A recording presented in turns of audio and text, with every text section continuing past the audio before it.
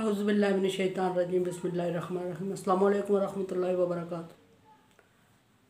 आज मेरे पास आ रही है हौसला अफजाई की, बड़ी खूबसूरत और हौसला अफजाई किया। वो लोग जो गलती से किसी बुराई में मुलव्वस हो जाते हैं तो फिर उनको जब ख्याल आता है तो उनके लिए क्या होगा कि उन्हें क्या करना चाहिए। अल्लाह तबारक व तआला फरमाते हैं कि मन यामल सूअ और यज़लिम नफ्सहू।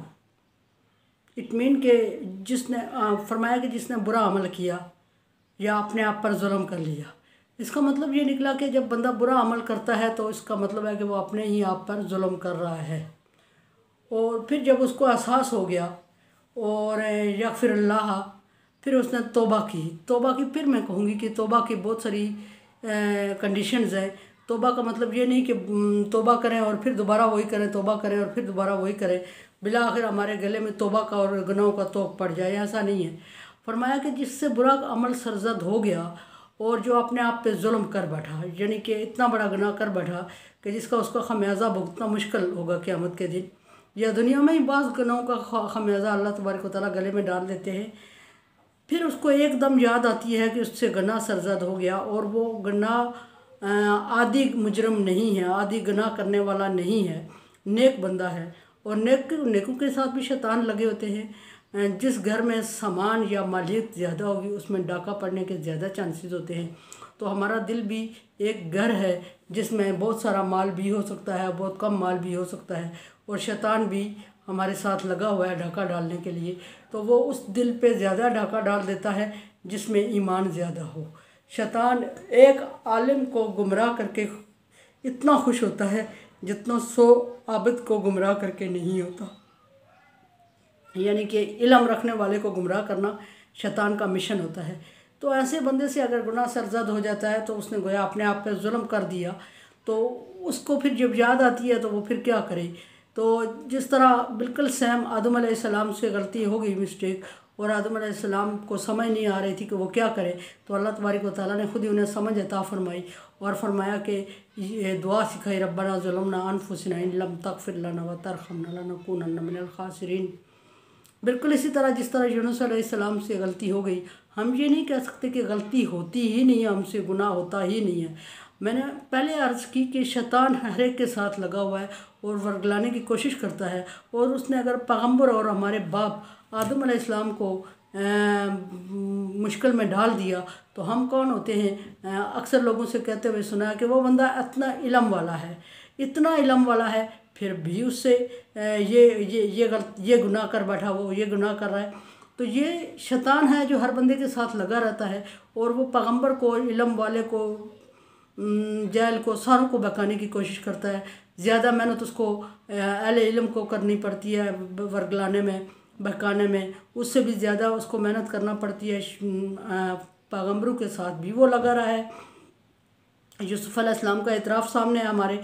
यूसुफ़ अलैहिस्सलाम फरमा रहे हैं मा उबर्रिउ नफ्सन इन्ना नफ्सन लम्मारा बिस्सुइ इल्ला मा रहिम रब्बी इन्न रब्बी गफूरुर रहीम, कि मैं अपने नफ्स को बरी ज़िम्मा नहीं कहता, मेरा नफ्स मुझे आमादा कर चुका है, वही बच सकता है जिस पे मेरा रब रहम करे और उसे बचाए। और अगर किसी से मिस्टेक कोई गुनाह सरज़द हो जाता तो गफूरुर रहीम, अल्लाह बख्शने वाला और रहम फरमाने वाला है। और बिल्कुल इसी तरह इस आयत में भी फरमाया कि अगर किसी से गुनाह सरजद हो जाता है, बुरा अमल कर जाता है और अपने आप पे जुल्म कर बैठता है, फिर उसको याद आती है यस्तग़फिरुल्लाह और वो अल्लाह से बख्शिश तलब करता है, तो इन अल्लाह काना गफूर रहीमा, तो अल्लाह ताला को बख्शने वाला और रहम करने वाला पाएगा। लेकिन वो ये उस वक्त की बात है। इस आयत को सहारा लेके, आड़ लेके हम मुसलसल गुनाह करते हैं और कहते हैं, या फिर कहते हैं तौबा कर लेंगे, की नहीं होती, कभी कर लेंगे। तो गुनाह हो जाए तौबा कर, जानबूझ के गुनाह करते हैं कि ये काम हो जाए, अभी बुराई है, हमें पता है बुरा है, हम अल्लाह से माफ़ी मांग लेंगे। को ऐसे गुनाह जो हम जानबूझ के चैलेंज करके करते हैं कि माफ़ी मांग लेंगे, उसके बारे में कहीं गारंटी नहीं है कि अल्लाह तबारक तआला ने फरमाया कि बागी होते हुए गुनाह कर लो और फिर कहो कि माफ़ी मांग लेंगे तो माफ़ी हो जाएगी। ऐसा मुमकिन नहीं है। बल्कि गुनाह वो जो गलती से हो जाता है या मजबूरी में हो जाता है या ऐसे मतलब एमरजेंसी में हो, मतलब ना सोचे समझे भी कर गुजरने वाले होते हैं लोग, हो जाता है, उसको माफ़ करने का जिसमें बंदे का इख्तियार नहीं होता, उसको अल्लाह तबारक व तआला ने माफ़ करने का हुक्म दिया है। जो गुनाह हम लोग कर रहे होते हैं सब मतलब बागी होके एलानिया हम मुलव्विस होते हैं गुनाहों में, और फिर कहते हैं कि अल्लाह माफ़ कर देगा। अल्लाह तो माफ़ कर देगा, लेकिन ये सोचो कि आपने बगावत करके गुनाह किया है, और बागी को अल्लाह तबारक व तआला माफ़ नहीं करते। लेकिन यहाँ अल्लाह तबारक व तआला ने फरमाया कि फिर अल्लाह ताला की तरफ रुजू करे, और अल्लाह माफ़ करने वाला और रहम करने वाला।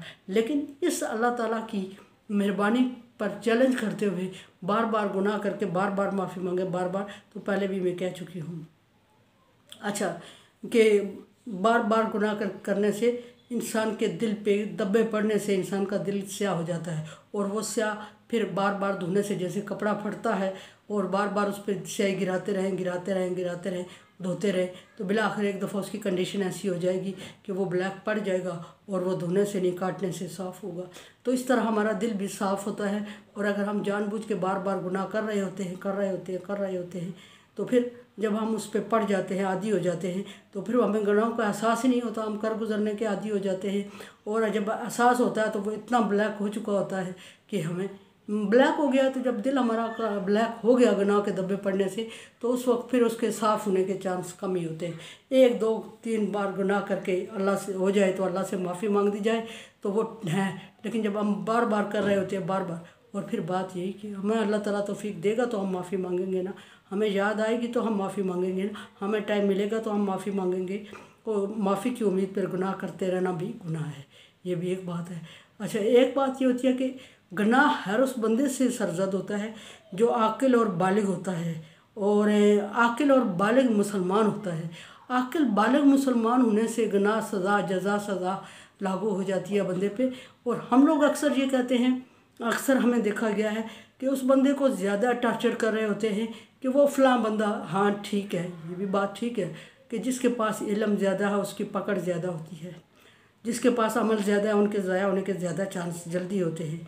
जिसके पास कुछ है ही नहीं तो उसके पास ज़ाया क्या होगा, जिसके पास इल्म ही नहीं है उसका पकड़ क्या होगी।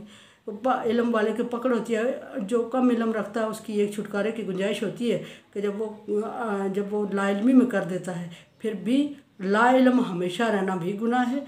अपना छोटा मोटा लिटरेचर जो हमें समझ मुसलमान होने की हैसियत से जो अहकामात हम पे लागू होते हैं वो हर बंदे को सीखने चाहिए। उसको मुसलसल इग्नोर करना, ये कह के कि सीख लिया तो अमल करना पड़ेगा। अक्सर लोग ये कहते हैं कि सीख लिया तो अमल करना पड़ेगा, मुसलसल उसको इग्नोर करना भी गुनाह है। अगर सीख के ना अमल करना गुनाह है, मुसलसल इग्नोर करना भी गुनाह है।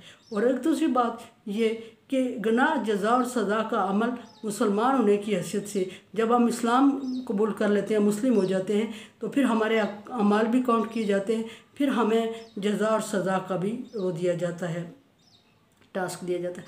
हम लोग अक्सर ये कहते हैं फलां खुद एक मुस्लिम हो गया है, वो खुद 6 दफ़ा दाढ़ी रखेगा और मुंडेगा, दाढ़ी रखेगा और मुंडेगा, वो उसके बच्चे ऐसे करेंगे, और वो उसको गुनाह नहीं समझता। हालांकि दाढ़ी रख के मुंडवा लेना कबीरा गुनाह है। और अगर किसी मदरसे में पढ़े हुए बच्चे ने दाढ़ी कम कर दी तो उस पर फ़ौरन उंगली उठा लेते हैं कि वो कबीरा गुनाह कर गया, उससे हमें नफ़रत हो गई। क्यों कि उसने दाढ़ी कम करवा दी जी, छोटी हो गई उसकी दाढ़ी। पूछा गया जी आप तो 4 दफ़ा रख के तो बिल्कुल मुंडवा चुके हैं, हालांकि दाढ़ी रख के मुंडना कबीरा गुनाह है। तो शर्ट करना, ड्रेसिंग करना, वो तो नबी सल्लल्लाहु अलैहि वसल्लम भी किया करते थे। तो कहते वो मदरसे में पढ़ रहा था, हम दुनियावी हैं। भाई दुनियावी हैं तो मुसलमान तो हैं, कलमा तो पढ़ते हैं, कलमा पढ़ने से सज़ा लागू हो जाती है। एक ये कि किसी पर्दा करने वाली बच्ची को देखें तो वो कहते हैं वो अपनी ना करें, कोई परवाह नहीं, हमारी नहीं कर रही हैं, इसलिए नहीं कर रही हैं कि वो मदरसे में नहीं पढ़ी हुई है। मदरसे में पढ़ी हुई पे पर्दा लागू होता, पर्दा मदरसे में पढ़ने से नहीं लागू होता, पर्दा जवान होने पे, बालग होने पे लागू हो जाता है। और हालांकि बालग बच्ची पे पर्दा वाजिब है। और एक ये कि वो ये भी बदबख्ती हमारी ये है, इस तरह के कमेंट्स जब हम इस्लाम के साथ जोड़ते हैं तो ये बदबख्ती होती है, जाहिल कौम की निशानी होती है, जहालत होती है। इल्म तो आप भी रखते हैं कि दाढ़ी रख के मुंडवाना कबीरा गुनाह है, और वो भी रखता है, जिसने छोटी करवा दी उसके लिए भी वही सज़ा लागू होती है। अगर वो आपके मुंडवाने पे गुनाह नहीं हुआ, उसकी छोटी करने पे गुनाह हो गया, ऐसा नहीं है। इस्लाम की सज़ाएं सब पर एक जैसी लागू। अच्छा, एक किसी बच्ची को पर्दा करते हुए देखा, बड़ी खूबसूरत है जी, शक्ल देखें इसकी और पर्दा कर रही है। हालांकि ये बात नहीं है, खूबसूरत होने पे पर्दा वाजिब नहीं हुआ, पर्दा आकिल और बालिग बच्ची पर वाजिब हो जाता है। पर्दा आकिल और बालिग बच्ची पे, वो खूबसूरत हो ना हो, वो अक्ल रखती हो, वो बाशऊर हो और वो बालिग हो जाए तो उसको पर्दा करना चाहिए।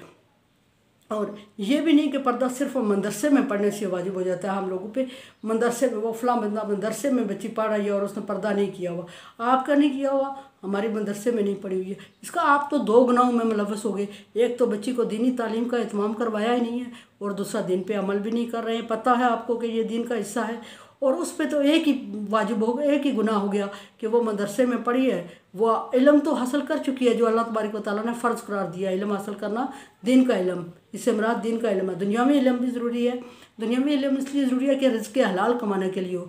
जिस तरह हम नाजायज़ हाथ पाँव मारने के लिए प्रैक्टिस कर रहे होते हैं और दुनियावी इल्म इसलिए हासिल करते हैं कि लोगों को धोखा दिया जाए, तो वो इल्म नहीं है फ़र्ज़।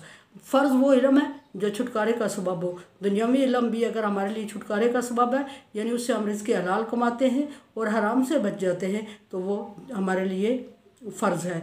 और इसी तरह दीनी इल्म भी हमारे सब के ऊपर फ़र्ज़ है। और अगर आपकी बच्ची ने, आपने अपनी बच्ची को मज़हबी इल्म नहीं दिया और वो कहते हैं कि फिर वो इस्लाम के अहकामात से मुबर्रा है, ऐसा मुमकिन नहीं है बिल्कुल।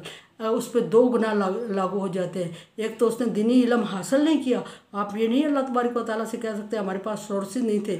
आजकल दीन सिखाने के लिए जगह जगह लोग बैठे हुए हैं। दुनियावी तालीम के लिए हम कहाँ तक का सफ़र कर लेते हैं। अमेरिका अपने बच्चे को PhD के लिए भेज देते हैं, चाइना भेज देते हैं, डॉक्टरेट के लिए भेज देते हैं, लेकिन किसी ने दीन का इल्म हासिल करने के लिए भेजा कभी? सवाल ही पैदा नहीं हुआ। तो सिर्फ आप दो मुजरम हो गए, डबल मुजरम है। एक तो आपने दीन के लिए कोशिश नहीं की, दूसरा जितना पता है, नॉलेज है, उस पर अमल नहीं कर रहे। तो सोचिए, छोटी छोटी छोटी छोटी जो चीज़ें जिस पे हम दूसरे को मर्द इल्ज़ाम ठहरा रहे होते हैं, उसके मुजरम अगर गौर करें तो हम डबल मुजरम हो रहे होते हैं। सो अपने लिए कोशिश करें बचने की और दूसरों को भी बचाने की कोशिश करें, और कोरोना वायरस से बचने की सब कोशिश करें, दुआ भी करें। और मेरे लिए दुआ करें, ला खौफुन अलैहिम वला हुम यहज़नून।